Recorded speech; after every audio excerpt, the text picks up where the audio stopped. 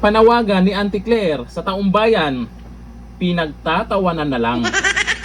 Taong bayan na naman, Auntie Claire. Akala mo naman kakampi mo yan? Yung sinasabi mong tulungan ang gobyerno para hanapin si Bato. Paano mangyari yan? Yung taong bayan na sinasabi mo, si Bato ang kinakampihan. Malaki-laki naman yung confidential fund ng amo mo. Gamitin nyo naman. Trabaho nyo yan. Nandadamay pa kayo sa sinasabi nyong taong bayan. Ayan, ang resulta, Auntie Claire. Pinagtatawanan ka na naman.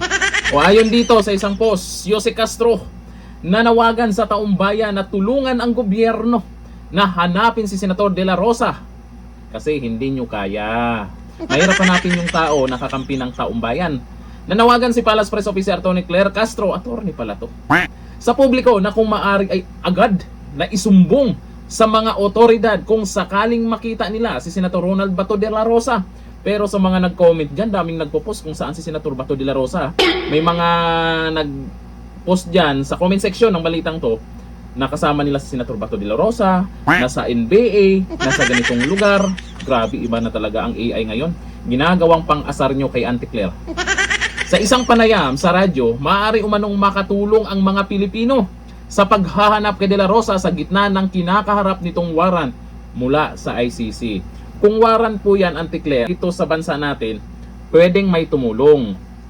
Pero warrant po ng ICC yan. Hindi po kinikilala ng iba yan. Nangyayari ngayon, lantaran na talaga na nakipagtulungan kayo sa ICC. Matatanda ang itinuturing na si De La Rosa ng gobyerno na maaaring tinutulan ng kampo ng senador dahil sa hindi nila kinilala ang warrant ng ICC. Yan din po ang paniniwala ng mas nakakarami. ICC po yan. Alam naman po natin ang paliwanag ng mga magagaling na abogado tungkol sa ICC na yan. Amerika nga, di ba? Si President Trump nga, hindi niya kinilala yung ICC. Bakit sa atin? Di ba? Bakit sa atin? Anong meron?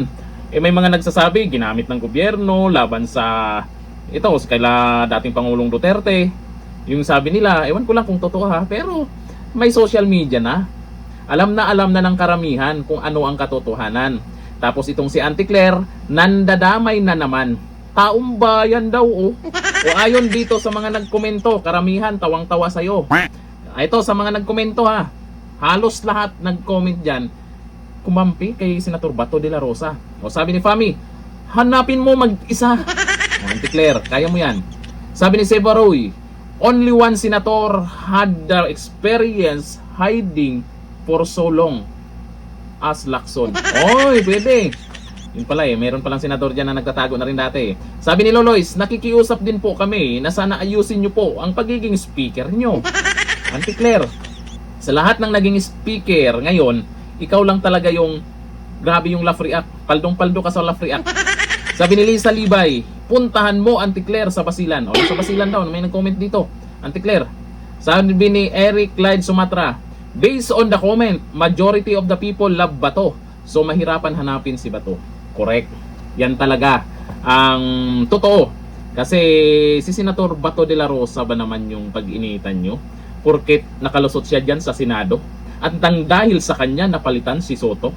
Sabay, hindi nyo alam, nakalabas na pala sa Senado at hindi nyo mahanap nasaan ngayon si Bato. Stress kayo, mandadamay pa kayo sa taong bayan. Sa tingin nyo, tutulungan kayo sa sinasabi nyong taong bayan? Kita nyo naman, nag-react lang sila dyan. Pakiramdam ba itong si Auntie Claire? May pakiramdam ba siya kung ano yung pakiramdam? Or kung ano yung nararamdaman ng mga tao? Sa bagay, iniisip niya, trabaho. At least, paldo. Hanggang dito na lang. Thank you. Bye-bye.